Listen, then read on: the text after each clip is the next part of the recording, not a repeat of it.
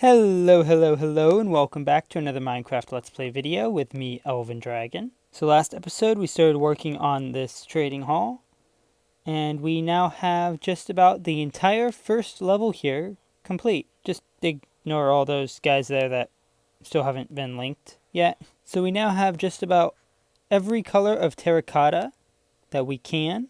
We're only missing a few of them. For some reason, we still haven't gotten a single trader that trades either regular or glazed pink terracotta. But we also have just about all of the Fletchers in and fully linked. There's only a few arrows left. We have our farmers in. We're just missing some jump boost stew because this guy seems to not want to sell us any. Then we also put in some butchers. This space is blank because we decided to change the layout a little bit and move the weaponsmith down to the second floor. How many of those guys do I have roaming about here now? Anyway, distractions aside, we also have a few librarians. Most of the rest of these guys will probably go to becoming librarians. And we now have books for Infinity, Thorns, Punch, Flame, Sharpness, and Channeling. Now I've decided with these librarians to make sure that all of their trades cost less than 30 emeralds for their books, or at least for their first book trade, with the exception of, say, something like Sharpness 5, where it can go a little higher. And that is so that when this bug actually gets fixed, we don't have horrendous prices for all of our books. Because I would rather not have to trade a stack of emeralds for everything. And I don't want to have to go through a whole bunch of golden apples. So we are not going to be working over here today.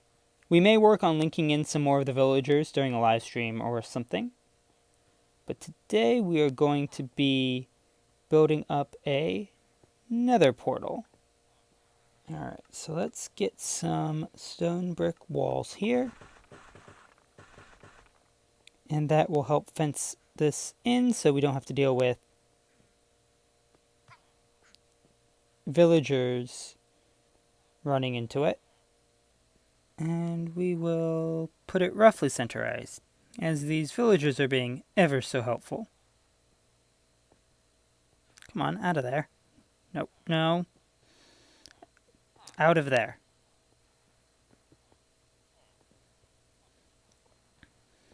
So now let's fence that in so we don't have to deal with rogue villagers. Except for that guy. Out, I said.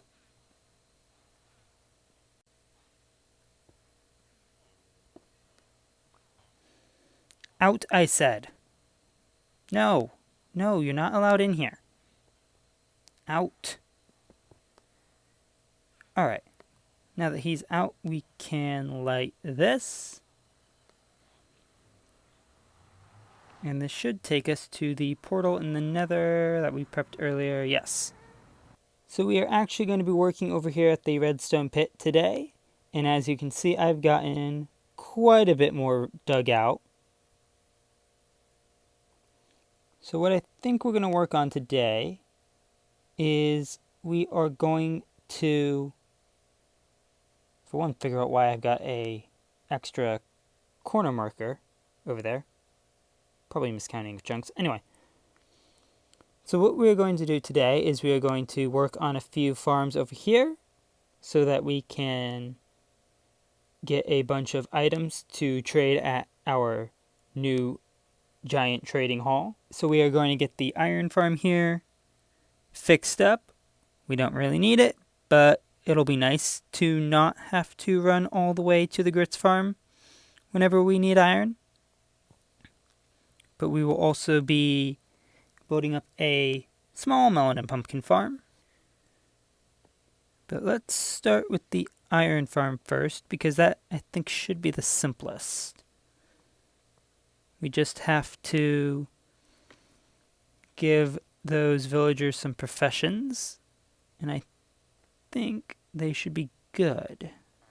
So let's see, let's get a platform here built out of where we are going to store these guys.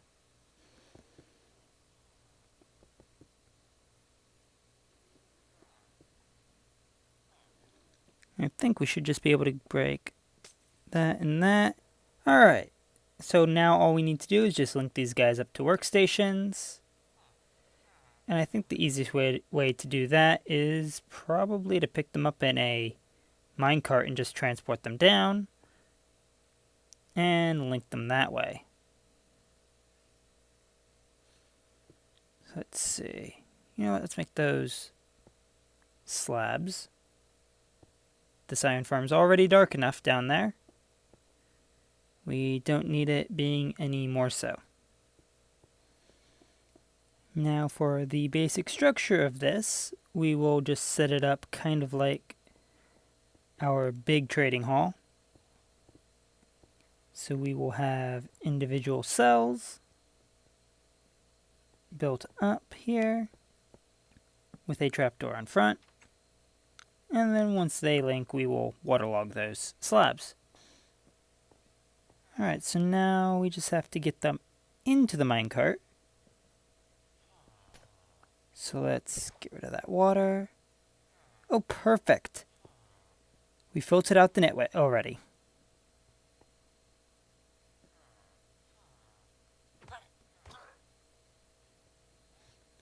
Well, that takes care of that problem.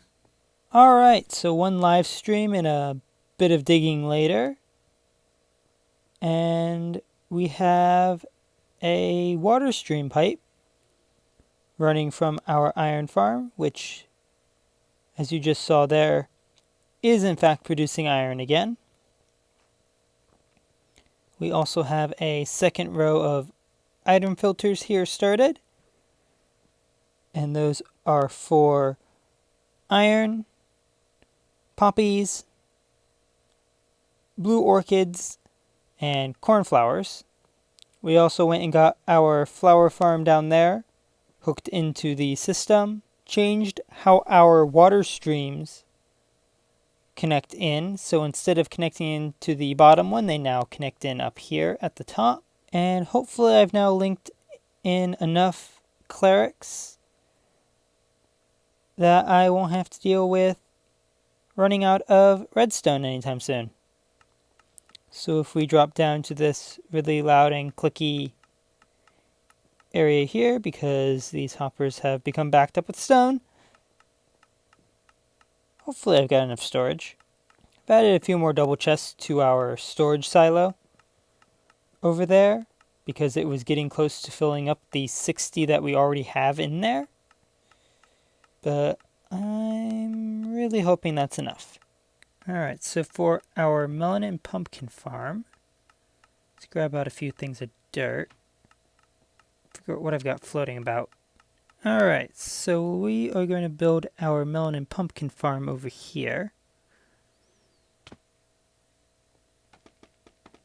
Roughly in the area of those emerald blocks. So let's get a rough estimate of the size of this area. Looks to be about a 10 by 10. So let's head down here because I don't want all of my farms to be at the same height. And I guess we'll put one there. It is so nice to be able to crouch on scaffolding. You know, it might be smarter to actually get the platform the minecarts are going to run on before we put blocks over it. I don't know why, but I just get this strange feeling that that might be a little easier. Alright, so let's place them on this level. No, needs to be one up. And then we just need a platform here. That will go underneath the entirety of the growing platform. Alright, so now that we have that in, we can knock out a row here. Just one row. To put in a line of redstone blocks for our powered rails. And let's see, let's put a minecart unloader. I guess over here on this corner would probably be best. Alright, so let's see, let's have that run off onto there. And then we need a chest.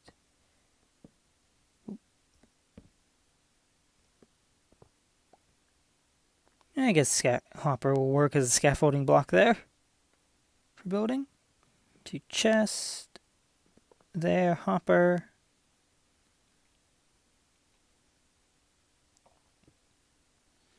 I need that to read off of that into a block. Torch on top of that. Block over that. Stick a piece of redstone and a block. And yes, there we go. That will power that rail. And then rail line, snaking around. And then we will end this by putting a powered rail into a block. And then we will power that with a lever. So now if we put that there, that should shoot off. And it should go around and bounce back because that hopper's got nothing in it.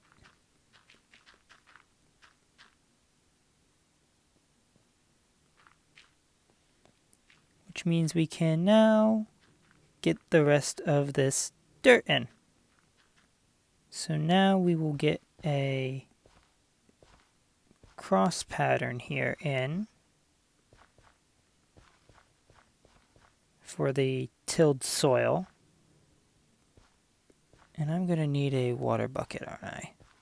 Somehow we have to keep this soil wet and not break the rails. That's going to be fun. What we could try is something along here.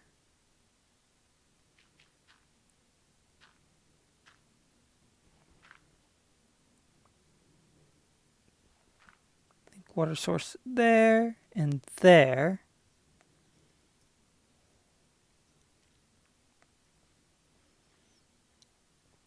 And then we'll put the wall, I guess, on top of that. And then I think we'll put some trap doors on the outside there. And we'll just use regular glass for the walls. That way we can see inside and make sure it's actually working. So let's put those in as temporary blocks.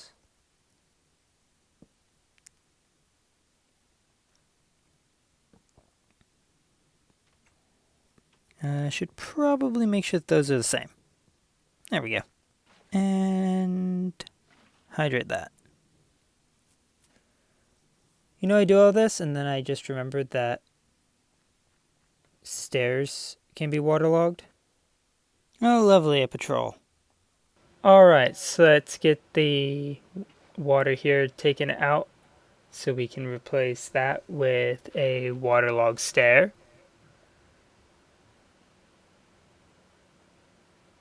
And I guess we'll knock out that one. We'll lose a plant, but at least all of those will stay hydrated.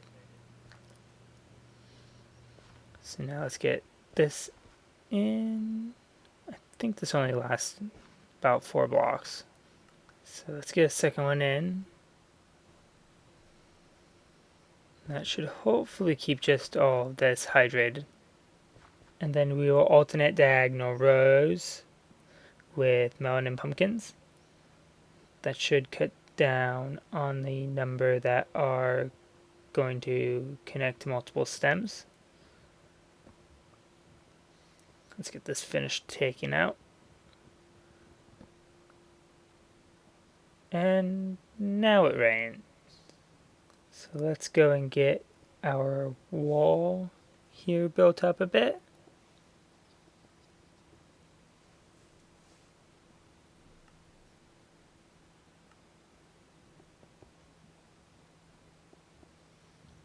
Then we can place an observer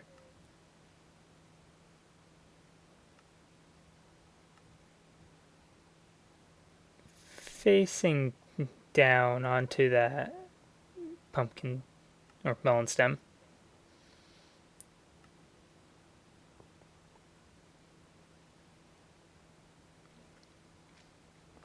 So now when a melon grows, that should detect the change in stem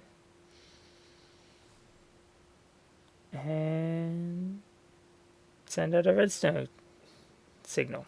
So now that we have the observers in, we can place in the pistons, which will be what's actually breaking the melon and pumpkins.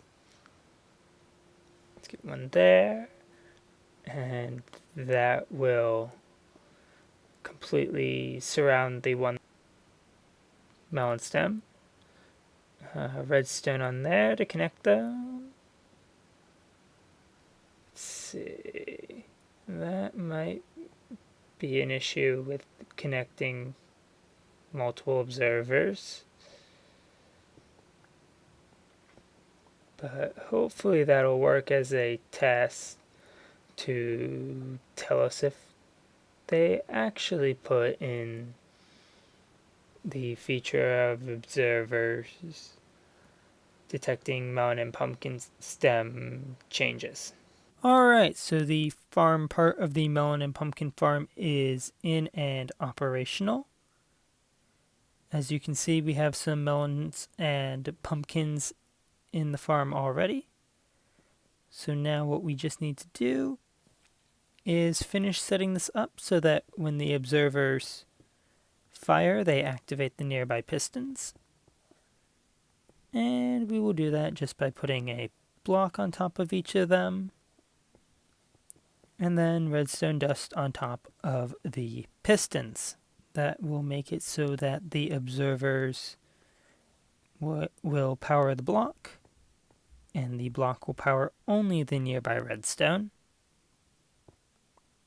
And we won't have to deal with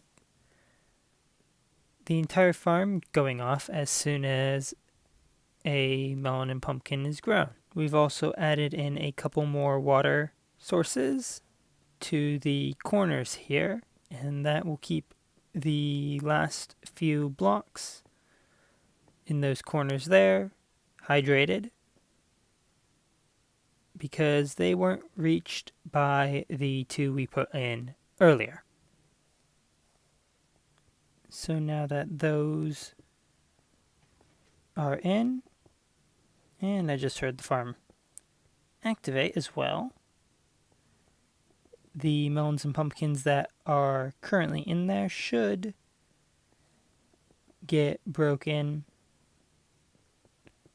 as more grow around them. So let's seal in this farm. I think we'll put a glass over the pieces there, which means move this up a block. And let's see. And we got a few melons and pumpkins in there. But that is it for this farm. So now all that remains is to get that hooked up into the water pipe transport system. However, that is going to be it for today. If you enjoyed the video, please leave a like and consider subscribing. And I will catch you all in the next one. Goodbye.